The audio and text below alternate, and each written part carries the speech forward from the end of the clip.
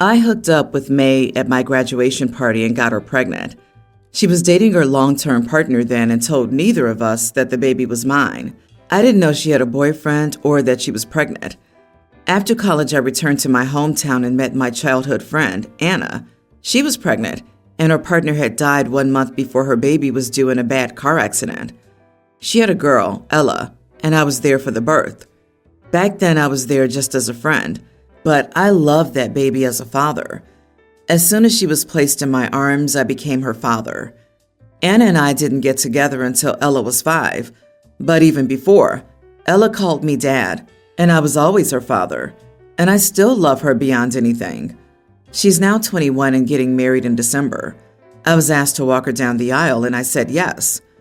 Over 2 years ago, a girl named Sophie contacted me, telling me I was her father. After some inquiry, I found out that May had lied to her boyfriend, Max, and for the last 18 years, he had been raising Sophie, thinking she was his. He found out and ended everything with both May and Sophie. May begged and pleaded, but he wanted nothing to do with them. I felt horrible for Sophie, and after discussing it, Anna and I agreed to help her with living arrangements in college.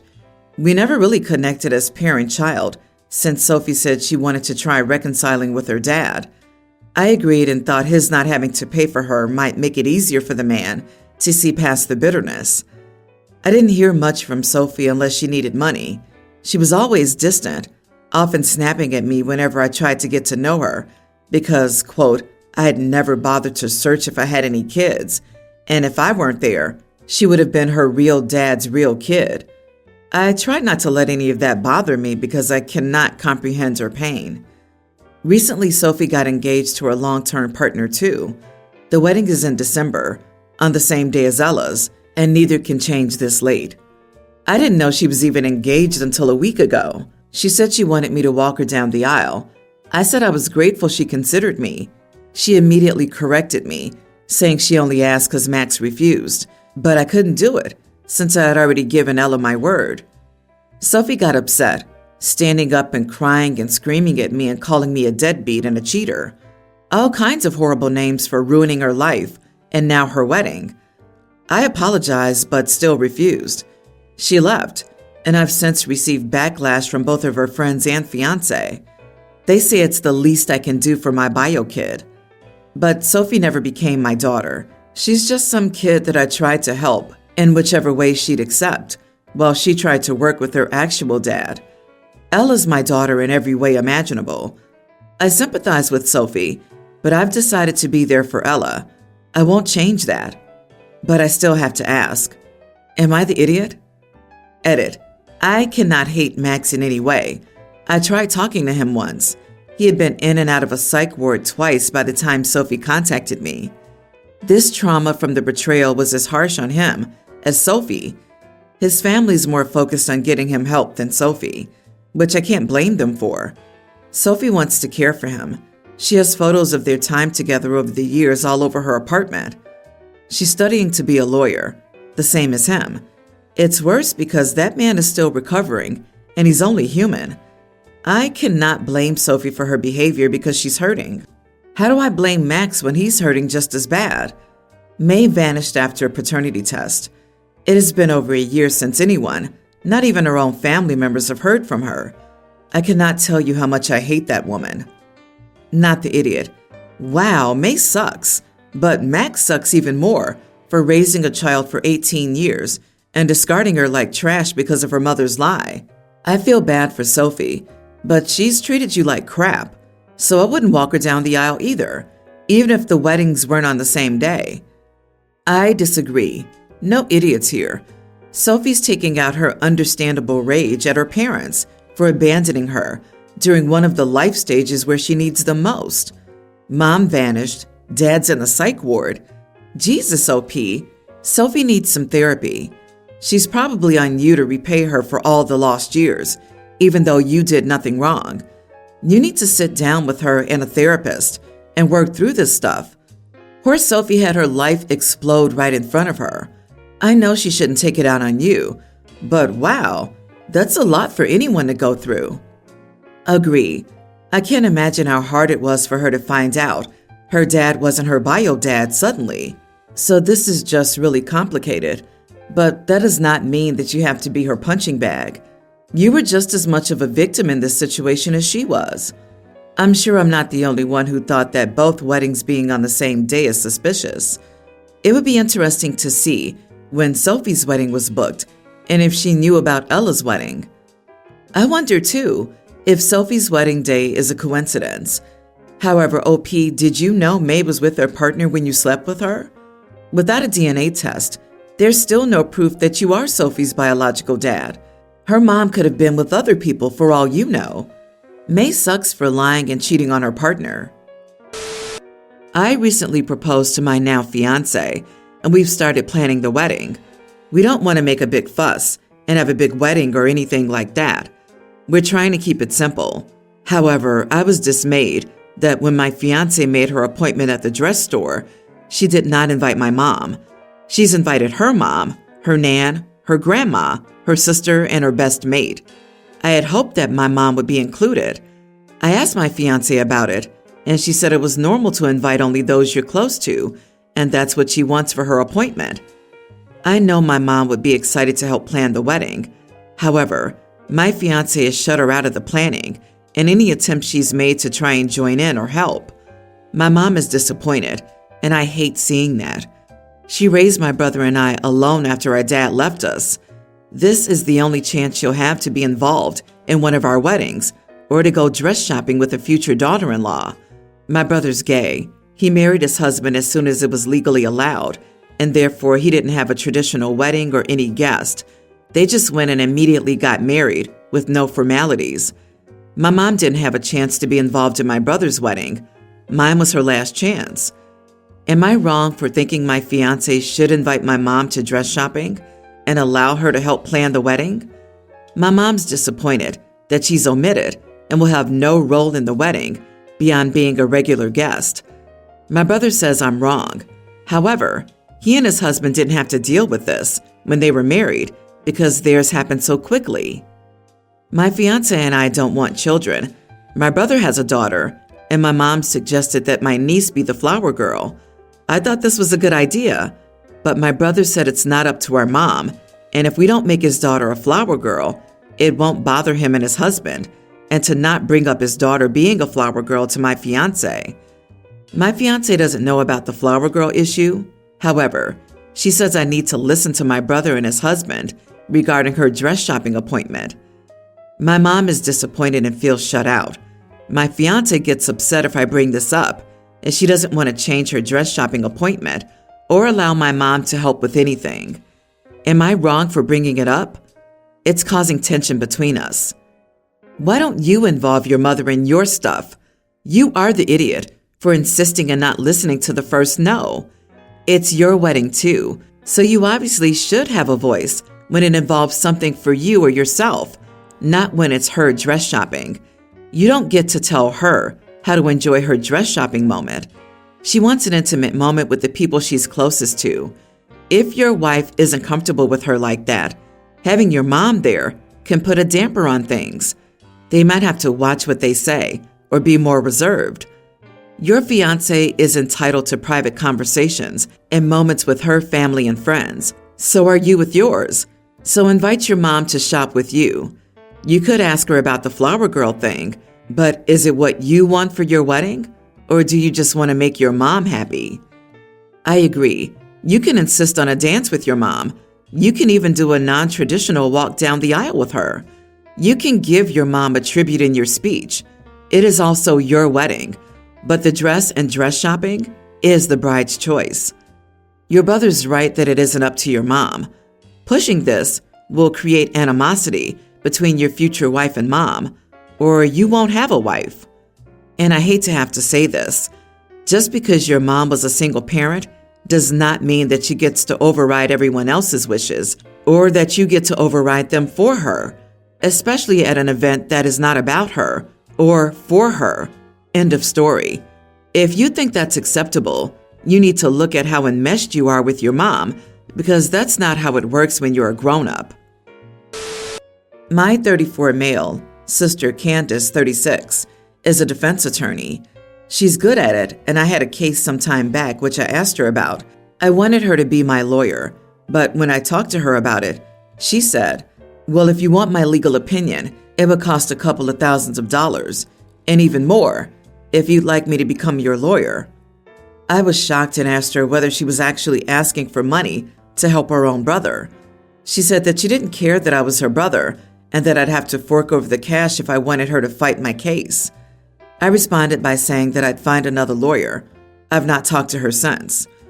I had my wedding now and she was invited. I was not keen on her coming because of what she had done, but my parents forced me to invite her, so I did. I hardly talked to her throughout the proceedings, but afterward, someone who knew about my case asked me about it, etc. When I told him who my lawyer was, he asked me why I hadn't gotten Candace instead, as she's my sister. I said she wanted a lot of money, which was more than my lawyer had done anyway. He was surprised and asked whether she had asked for the money from me, as I'm her brother, and I said, "Well, yeah." So others around him heard that as well and asked her about it. She got mad at that and then began to justify her actions. She took me aside to accuse me of embarrassing her and that I just invited her to the wedding to try and ruin her reputation or something. I told her that I only said what was the truth, but she stormed off from the wedding after that. Am I the idiot? Edit. She asked for $10,000 for a single sitting each of 30 minutes and more than $60K to officially become my lawyer. She's good enough to ask for that much and works for a top law firm, but I still won with a much cheaper lawyer. Everyone's the idiot here. I think it's fair that she didn't want to be your lawyer, but I think it's absurd she wanted to charge $10K for a consultation. What she should have done was decline to be your lawyer and help you find one. And if she was embarrassed by you telling people the truth, that's on her, but you are an idiot for holding a huge grudge about this. Do these people really think it's normal to charge $10K per sitting for a sibling? OP's not the idiot. Clearly, you are not a lawyer. I have more often than not seen other lawyers provide their families huge discounts or do work for free. If your sister didn't want to work for free, that's one thing, but trying to upcharge you is extremely silly. Also, you did nothing wrong by telling the truth at your wedding. If she's embarrassed, it's because she knows she's greedy. Did she try to upcharge him, or did she quote him her normal fee? OP says she works for a top law firm, so maybe those are her usual fees. She doesn't have to provide him legal services for free, nor does she have to give him a discount on her usual fees, simply because he's family. Yes, it would be nice to do so. I probably would for my own brother if he needed help. I could render, but then we would have a good relationship. We don't know their relationship before he asked for assistance. But even if there were no issues, it's her right not to want to work for free at the end of the day. His being upset to the extent that he's upset because his hotshot lawyer sis doesn't want to work for free is ridiculous, to be honest. You are the idiot for expecting her to give you unspecified professional advice without paying. It's her job. It's how she pays the bills. My husband, 38, has 2 children, female and male tweens, from a previous relationship. We also have 2 kids together, a male toddler and an infant daughter. My husband and I started our relationship 6 years ago, and we moved in pretty quickly. A year after our relationship, his ex moved to Bali to start a business. The kids were supposed to be with us for 6 months, and they'd go to Bali to live with their mother. Unfortunately, the kids could never go to Bali due to her financial circumstances. Initially, the kids had difficulty adjusting to me and being away from their mom. My husband did activities with them without me to make them adjust better to the change. This really helped my stepson adjust better, but my stepdaughter was still having a hard time. I started to take her with me to get our hair and nails done. After our spa day together, we usually go to a bakery for lunch. Then we just go shopping, get takeout, and end the day with a movie night. She really enjoyed our time together and changed and became more comfortable with me. My husband's ex temporarily came back 2 weeks ago. My daughter had this dark pink nail polish on, and her mother was unhappy. To keep it short, she's not so nicely asked me to stop the spa weekends or else. I told my stepdaughter that we unfortunately can't do our spa weekends anymore, but that I'd still take her to the bakery for lunch, just not doing our hair and nails anymore. She was, of course, very upset, but she'll probably get over it. My husband's the one who's extremely angry. I tried to talk to him and explain that I was just following their mom's lead. As a parent, he should understand why I'm not doing the spa day with her. Am I the idiot? You are the idiot. Your husband has legal custody of your stepdaughter. He's the person you discuss things with. Also, he is the person who his ex should be talking to about their daughter. Don't talk to the ex. If she asks you to do or not do something, direct her to talk to the kid's father. You are not part of their co-parenting discussions. You discuss things with your husband before you change the status quo. Her mom bailed on this kid. She can't come swinging in for a few days here and there and dictate how you spend your time with your stepdaughter. Seriously, you can be respectful of her place and the fact that this is her asserting herself because she feels guilty and worried that her daughter will love you more than her. But when she leaves, back to the spa you go. That's a really nice tradition. By the way, your husband should be very direct with his ex and keep you out of it. The mother is an idiot. She probably saw how happy it was making her daughter and wanted it to stop so OP could be the bad guy again, but she abandoned her kids. Take the girl to the spa days. If the mother doesn't like it, she can keep her jealous and petty butt in the States, or take the children to Bali. If your husband has your back, keep doing what you're doing. 3 years ago, I told my brother he could borrow my car because he needed one and didn't have the funds to get one. I told him he would be responsible for the taxes and insurance, and I put the car in his name so I wouldn't have to pay any fines in case he got any. I also did this because my other brother stole my car keys and used my car for a joyriding trip, which ended in the car being a total loss. He didn't kill anyone, thankfully. I didn't put anything in writing, which was my mistake, I guess.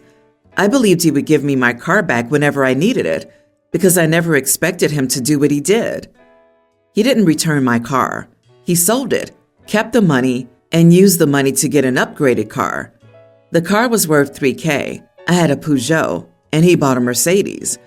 My parents didn't reprimand him and think that I've overreacted over the situation, since I have a good job and it's just money. I can honestly survive without that money, but the blatant disrespect is something I can't really get over.